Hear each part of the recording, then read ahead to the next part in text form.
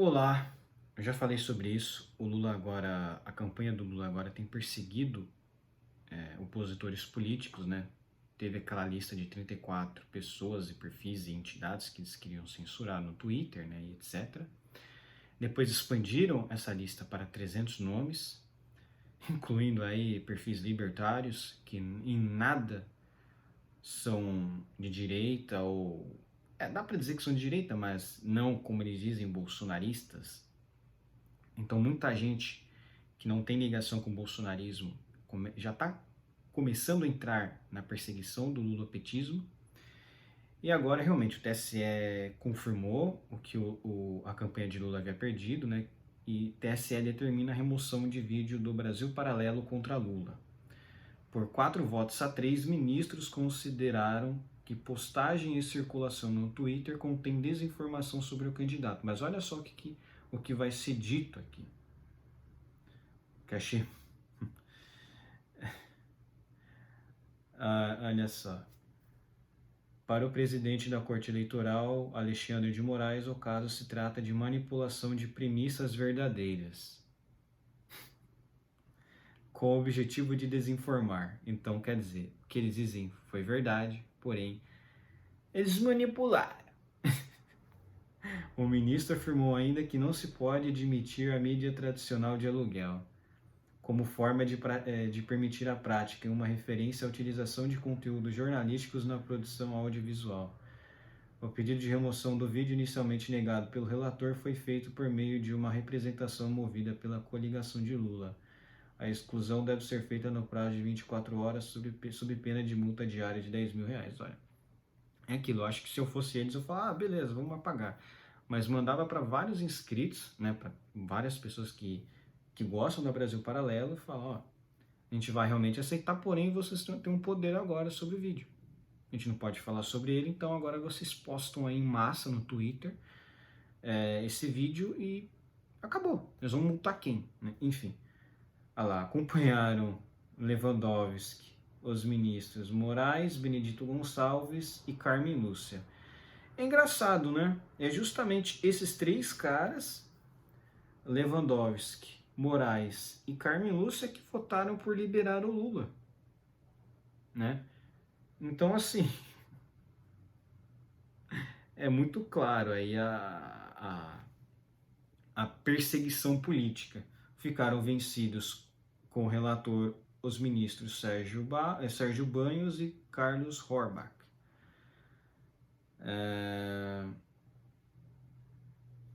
Enfim, aqui acontece o seguinte. O que aconteceu é que eles fizeram um malabarismo. Né? Eles fizeram aqui um malabarismo para tirar o vídeo do ar. Né? Para mandar tirar o vídeo do ar. Porque assim, eles afirmaram, não, realmente o conteúdo é verdadeiro. As críticas ao Lula aqui, o conteúdo é verdadeiro.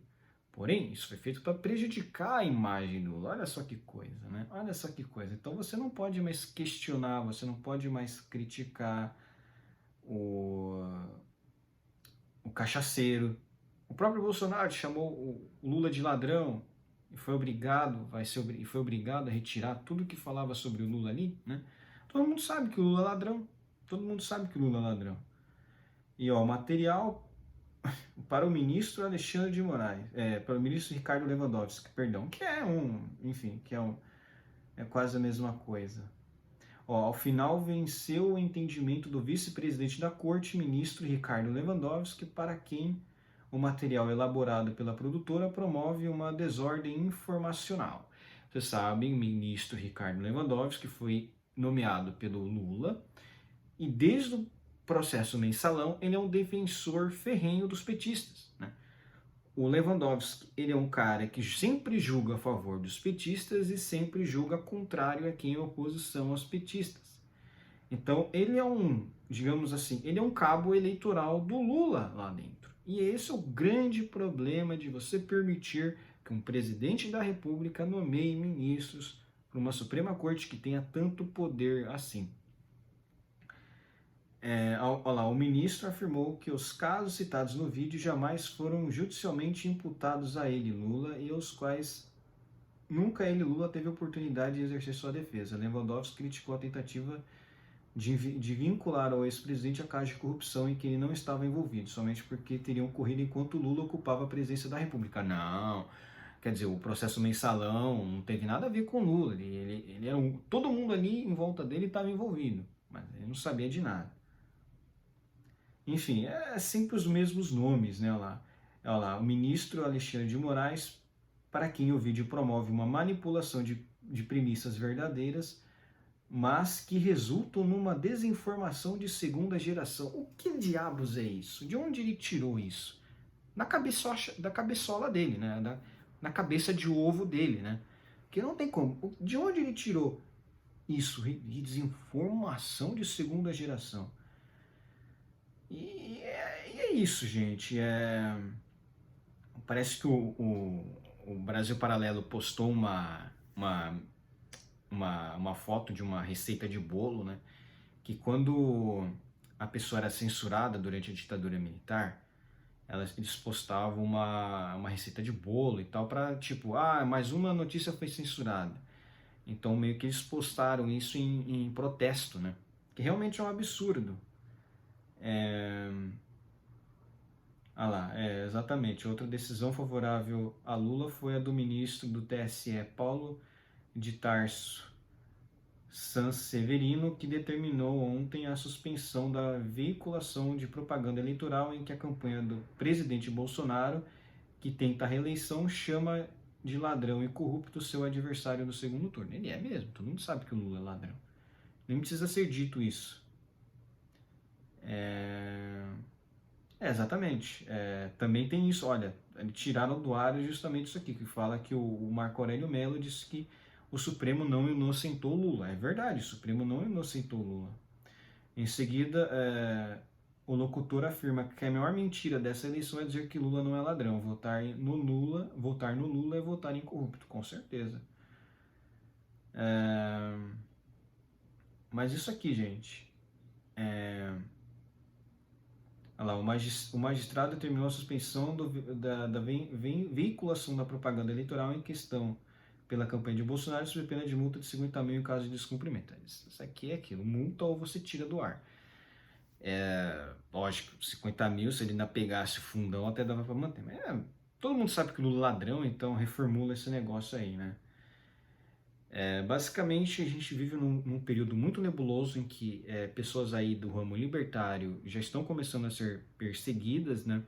Não só da direita, eu falo do libertarianismo, porque o libertarianismo ele é um movimento que prega pela redução do Estado, da mesma forma como Bolsonaro tem pregado a redução do Estado com privatizações, redução de privilégios, né? Por exemplo, o Ministério da Economia foi reduzido, né, a uma secretaria. Então isso deixa muita gente revoltada da grande mídia, porque não há mais um financiamento do Estado para com eles. Então eles querem que o Lula volte, porque eles sabem que o Lula vai restaurar esse Ministério da Cultura e vai dar dinheiro para eles de graça, sendo que eles não produzem absolutamente nada. Então você tem toda essa união, né, deles, né, e assim, é um período de censura mesmo. Dá para dizer que o TSE está fazendo censura. E uma coisa só para encerrar essa notícia aqui, uma outra notícia que eu vi, né, comentar a respeito aqui para vocês, da Turquia. Vocês sabem que a Turquia é um estado, apesar de laico, ele é um estado teocrático. Obviamente, não é porque o estado ele é laico, ele vai ser laico realmente, né? E olha só o que aconteceu: o parlamento da Turquia aprova a prisão para quem espalhar fake news. Olha só que maravilha, hein? Oposição e ativistas apontam que a medida irá prejudicar a liberdade de expressão no país, constantemente condenado por violação de direitos humanos. É isso. Você criminalizar fake news e prender pessoas é literalmente você prender opositores e prisioneiros políticos. A Turquia, apesar de ser um membro da OTAN, não é um país democrático. né? Eles não respeitam realmente a democracia, eles não respeitam a liberdade de expressão, não respeitam a liberdade de oposição. Isso aqui, cara, reflete bem o que é a criminalização de fake news. Isso aqui reflete quais são os países e quais são as intenções por trás disso. Calar opositores. Quem diz o que é fake news? O Ministério da Verdade, que é do governo que proibiu fake news, né? O parlamento da Turquia adotou nesta quinta-feira uma lei proposta pelo presidente Erdogan que prevê a prisão de jornalistas e usuários de mídia social por até 3 anos por espalhar desinformação, apesar das profundas preocupações sobre liberdade de expressão no país. Aqui no Brasil, se é falado de uma lei desse mesmo teor, que circulou no Congresso esse mesmo ano, mas que tentaram, né, aprovar ela em regime de urgência, só que por Deus, né, por um milagre, ela não foi aceita agora, mas vai ser votada depois. Depois o Congresso vai ser mais conservador e realmente eles vão ter um pouco mais de dificuldade de aprovar uma lei nesse sentido. Mas esse é o início de uma ditadura. É uma ditadura moderna, é uma ditadura que vai vir com elogios da mídia, porque a mídia tradicional está querendo sobreviver às mídias sociais que destruíram os jornais tradicionais, porque hoje em dia as pessoas não leem mais jornais tradicionais, elas leem o quê? Conteúdo digital e comentaristas de jornais, de alguma notícia. Tipo eu comento notícias, dou minha opinião. As pessoas, elas preferem ouvir pessoas resumindo conteúdos, dando uma opinião, dando informações mais fáceis da pessoa dela absorver do que ficar lendo o jornal ou assistindo o jornal, que é uma chatice, né? Então é por isso que realmente os jornais estão cada vez mais em queda e é por isso que eles demonizam tanto as redes sociais, né? Eles demonizam tanto a internet, porque a internet é descentralizada e veio para acabar com esse monopólio aí das grandes mídias, né?